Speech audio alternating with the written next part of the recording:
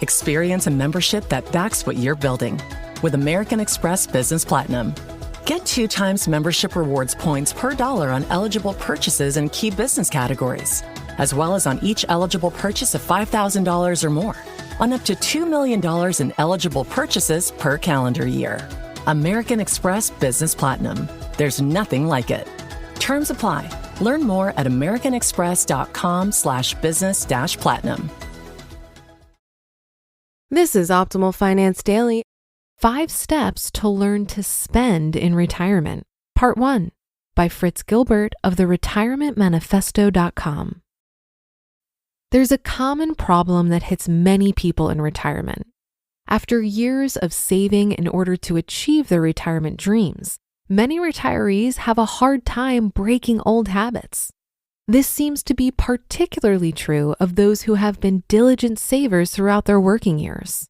Many retirees spend too little money. There's actually a name for this problem: chromatophobia. It's a difficult problem to solve, but today we're going to look at how to encourage folks to exercise their freedom to spend in retirement.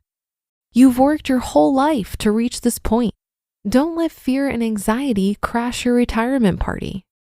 My wife and I have been intentional in trying to learn how to spend in retirement without worry. And I'm hoping some of the lessons we've learned will help those of you who are also trying to learn to spend in retirement. Like Brian, who recently sent me this comment in an email. Quote, "It's amazing to me that trying to sensibly increase the spend rate actually seems like work. We're going to make a concerted effort to spend more this year, with most of it coming from travel." End quote. This post is for all of you Brians out there. My thoughts and lessons on how to learn to spend in retirement. It's time to enjoy life while we still can. I have a persistent memory from childhood. I was a young man still in elementary school. Between some odd jobs and my weekly allowance, my savings were starting to grow. I remember emptying my piggy bank and counting how much change I had saved. I'd carefully stack the coins into $1 increments and build the piles on a card table in my room.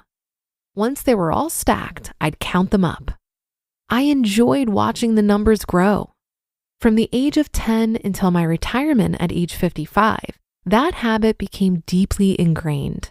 Automated savings, careful spending, consistent tracking of our annual net worth, decade after decade. Starting with nothing, I was successful in achieving a dream. I was able to retire early. The diligence has now been rewarded. I realize many never enjoy that luxury, and I consider myself blessed. But I also realize the fact that my situation today is a result of a decades-long commitment to making savings a priority. My heart goes out to those who face a life of poverty, and I realize the topic of today's post could cause some animosity among those who are struggling. I'm sorry for your situation, and I respect how these words could make you feel. I also ask that you recognize the decades of sacrifice I've made to arrive at my current situation. I suspect many readers can relate and have made saving a priority over the decades. We each have our own journey, and today's post is focused on those who have a deeply ingrained savings habit that they're now struggling to break. If that doesn't apply to you, focus on my other posts that can help you, such as how to retire in 5 simple steps. What's your why? It's appropriate at times to ask why.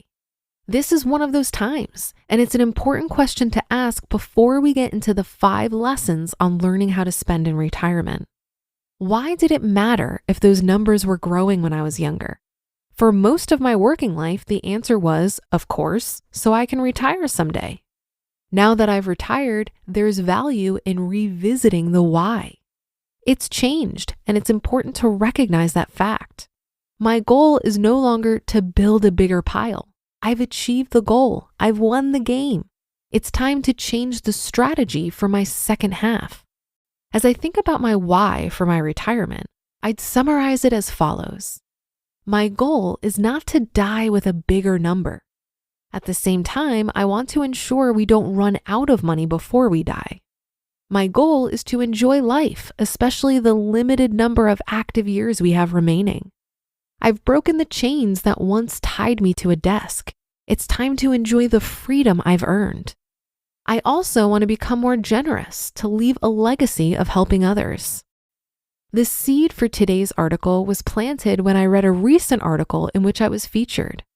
The article from Vested magazine titled "Striking a Balance on Spending" contained the following quote. During his working years, Fritz Gilbert was a super saver. He socked away an average of 20% of his earnings and invested carefully.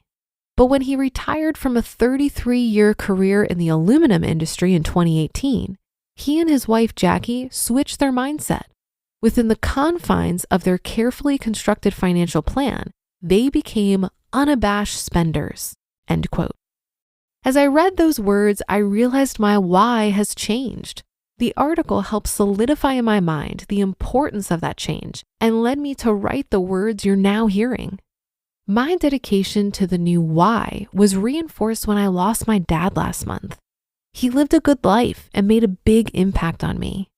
I realize our time on earth is limited, and it's important to identify our priorities and live life accordingly. I hope my dad would be proud. Both factors led to my decision to summarize the changes we've made to support our new why, in the hopes they can help others who face a similar situation.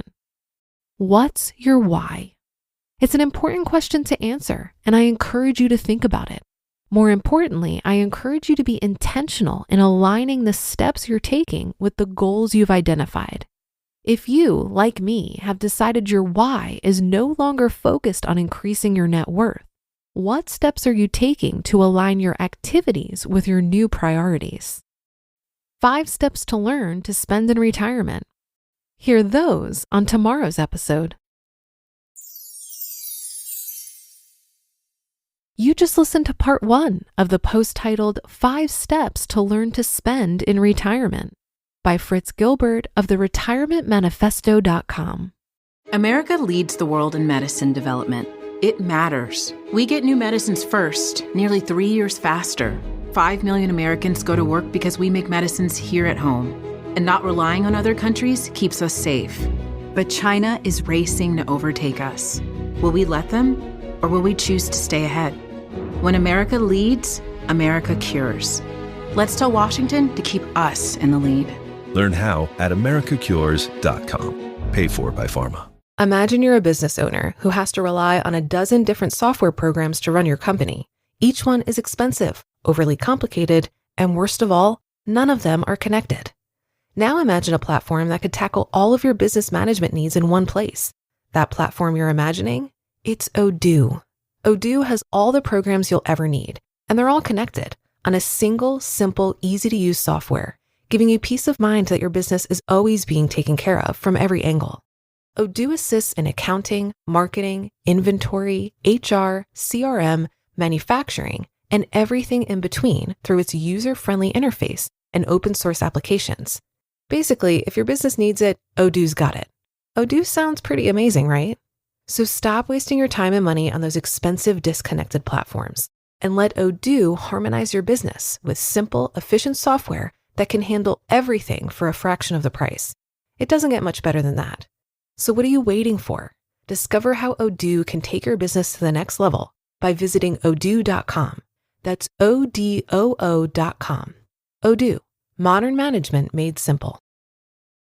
This article reminded me of a popular book within the F.I.R.E community titled Die with Zero by Bill Perkins. Bill says, quote, "If you spend hours and hours of your life acquiring money and then die without spending all of that money, then you've needlessly wasted too many precious hours of your life. There's just no way to get those hours back. If you die with $1 million left, that's $1 million of experiences you didn't have. And if you die with $50,000 left, well, that's $50,000 of experiences you didn't have. No way is that optimal. The question we must all answer is how to make the most of our finite time on earth." End quote. He also makes the argument that rather than leaving your children a large inheritance when they're middle-aged and likely already financially established, you may consider giving your children whatever you have allocated for them before you die. That way, you can give when it will have the most impact on their lives. It seems like there's this tricky balance between spending enough to enjoy your retirement and making sure that your money lasts the rest of your life. Since none of us have a crystal ball and know how many years we have left, it can make planning for this challenging. My friends who are retired and actively drawing down from their portfolios tell me that they integrate flexibility in retirement spending. Their fixed costs are relatively low, and if they're going to splurge, they do so in areas that are easy to pare back if needed, like vacations. This way, they make sure they're enjoying their retirement, but they have the confidence that they can reduce their spending without much effort if need be. Well, that should do it for today. Have a happy rest of your day and a great weekend, and I'll see you tomorrow where we'll finish up this post and where your optimal life awaits.